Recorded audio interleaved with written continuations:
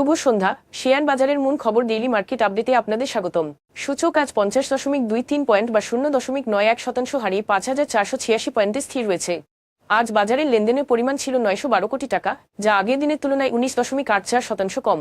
আজ বাজার পতনের পেছনে প্রধান ভূমিকা রেখেছে ইন্ডাস্ট্রিয়াল খাতের ওয়ালটন হাইটেক, ব্যাংকিং খাতে পূবালী ব্যাংক, ট্রাস্ট ব্যাংক ও ইউনাইটেড কমার্শিয়াল ব্যাংক এবং ওষুধ খাতে স্কয়ার ফার্মাসিউটিক্যালস ও বেক্সিমকো ফার্মাসিউটিক্যালস।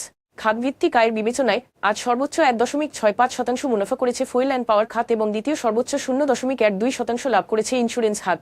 অন্যদিকে সর্বোচ্চ 1.88% ক্ষতির সম্মুখীন হয়েছে টেক্সটাইল খাত।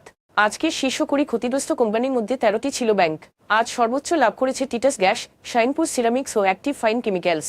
অন্যদিকে ট্রাস্ট ব্যাংক, সি&এ টেক্সটাইলস এবং south Bangla agriculture and commerce bank সর্বোচ্চ মূল্য হারায়। এসব কোম্পানির ক্ষেত্রে আজ কোনো মূল্য সংবেদনশীল তথ্য প্রকাশ করা হয়নি। আজ trust bank, Titas gas transmission এবং বাংলাদেশ সাবমেরিন কেবলসের লেনদেনের পরিমাণ বিগত 3 মাসের গড় লেনদেনের তুলনায় উল্লেখযোগ্য হারে বেড়েছে।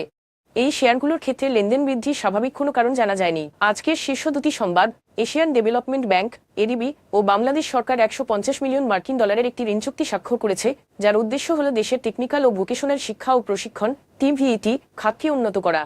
TVET teachers for the future শীর্ষক এই কর্মসূচির মাধ্যমে পিছিয়ে পড়া অঞ্চলগুলোর শিক্ষকদের জন্য উন্নত প্রশিক্ষণের সুযোগ তৈরি করা হবে।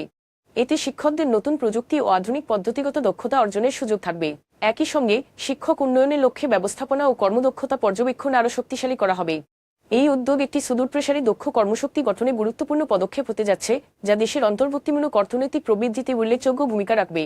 জাতীয় রাজস্ব বোর্ড এনবিআর এর তথ্যমতে 2025 সালের জুন মাসে রাজস্ব আদায় প্রায় 10,000 কোটি টাকা কমে গেছে, যা আগের বছরের একই সময়ের তুলনায় প্রায় 19% কম। এনবিআর এর কর্মকর্তাদের দেশব্যাপী কর্মবিরতির ফলে কর আদায় কার্যক্রম মারাত্মকভাবে ব্যাহত হয়, যার ফলে এই জুন মাসে রাজস্ব ঘাটতি রেকর্ড পরিমাণে দাঁড়িয়েছে। জুনের আন্দোলন ও তার পরে পরিস্থিতিতে রাজস্ব প্রশাসনে তীব্র আস্থার সংকট তৈরি হয়েছে। সেই সঙ্গে ভবিষ্যৎ লক্ষ্যমাত্রা পূরণের সক্ষমতা নিয়ে অনিশ্চয়তা দেখা দিয়েছে।